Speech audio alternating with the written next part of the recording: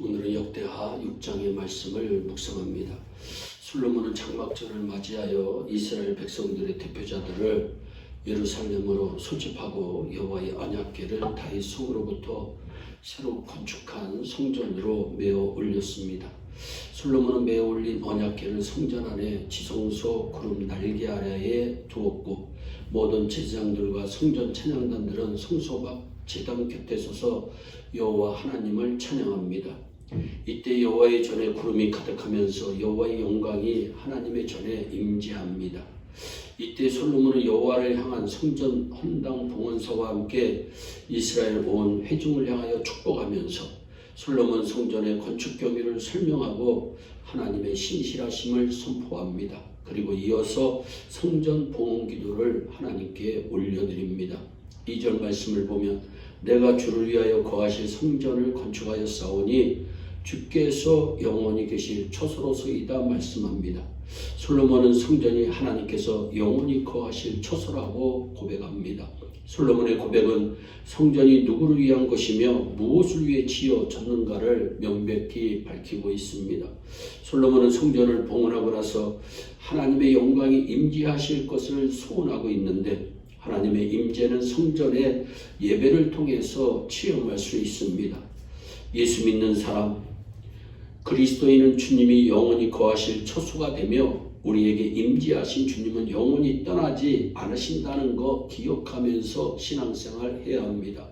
3절 말씀을 보면 얼굴을 돌려 이스라엘 온 회중을 위하여 축복하니 그때 이스라엘의 온 회중이 서 있더라 말씀합니다. 솔로몬이 이스라엘 온 회중을 향하여 하는 축복에는 두 가지 의미가 있습니다.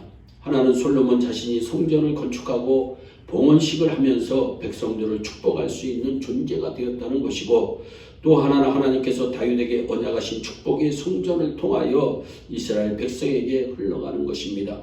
솔로몬과 솔로몬이 지은 성전은 하나님께서 다윗에게 주신 언약 안에서 축복의 통로가 됨을 성경은 말씀합니다. 따라서 우리가 하나님의 영광이 임재하는 성도가 된다면 하나님의 축복을 누리는 사람이 되는 동시에 축복의 통로가 되어 주님의 이름으로 다른 사람을 향하여 축복해야 합니다. 그리스도인은 주님이 주신 귀한 축복을 모든 민족, 모든 백성, 모든 방언에 이르기까지 누릴 수 있도록 축복의 통로가 되어야 합니다. 19절의 말씀을 보면 나의 하나님 여호와여, 주의 종의 기도와 간구를 돌아보시며 주의 종이 주 앞에서 부르짖는 것과 비는 기도를 들어달라고 간구합니다. 21절에서는 주는 그 간구함을 들으시되 주께서 계신 곳 하늘에서 들으시사 사하여 주옵소서 간구합니다. 솔로몬의 기도하는 장면이요 내용입니다. 솔로몬은 성전을 건축하고 봉헌사를 한 후 봉헌 기도를 하나님께 드리면서 자신의 기도를 반드시 응답해달라고 간절히 기도합니다. 그 모습이 40절에 나타나는데 나의 하나님이여, 이제 이곳에서 하는 기도에 눈을 드시고 귀를 기울이소서라는 말씀으로 솔로몬의 간절한 마음을 표현하고 있습니다. 역대하 7장 1절의 말씀을 보면 솔로몬이 기도를 마치며 불이 하늘로부터 내려와서 그 번제물과 제물들을 사르고 여호와의 영광이 그 성전에 가득했다고 말씀합니다. 하늘에서 불이 내려와서 제물을 태웠다는 것은 솔로몬의 제사를 하나님께서 연락하셨다고 하는 의미입니다. 하나님은 솔로몬이 드리는 기도를 받으실 뿐만 아니라 성전에서 주님의 이름으로 드리는 주의 백성들의 기도를 응답하신다는 증거를 우리에게 보여주십니다. 솔로몬의 기도의 대상은 먼저 19절로 20절 말씀에 보면 자신을 위한 기도입니다. 지도자일수록 자신을 위해 기도해야 합니다. 21절 말씀을 보면 백성을 위해 기도합니다. 중보기도 곧 이웃을 위해 성도는 기도해야 됩니다. 셋째, 특별히 사역자 일꾼들을 위해 기도해야 됨을 15절로부터 17절에 말씀합니다. 교회와 가정과 국가의 일꾼들을 위해 마음 담아 기도할 때 우리 사회가 하나님께서 기뻐하시는 사회가 되고 교회가 될 줄로 믿습니다. 솔로몬의 기도의 내용을 보면 첫째, 모든 백성들이 죄 용서의 은총을 누리도록 기도했음을 역대하 6장 22절로 31절은 말씀합니다. 둘째, 가족들만이 아니라 이방인들을 위해 기도했음을 역대하 6장 32절로 33절에 말씀합니다. 주의 백성 이스라엘에 속하지 않은 이방인에게 대하여도 저희가 주의 큰 이름과 능한 손과 표신발을 위하여 먼 지방에 와서 이 절을 향하여 기도하거든 주는 계신 거 하늘에서 들으시고 무릇 이방인이 주께 부르짖는 대로 이루사 땅의 만민으로 주의 이름을 알고 주의 백성 이스라엘처럼 경외하게 하옵시며 또 내가 건축한 이전을 주의 이름으로 일컫는 줄을 알게 해달라고 기도합니다. 교회가 교회 안에서만 머물러서는 안 되고 울타리들을 뛰어넘어 다른 사람의 영혼까지 나아갈 수 있어야 합니다. 셋째, 영적 승리를 위해 기도합니다.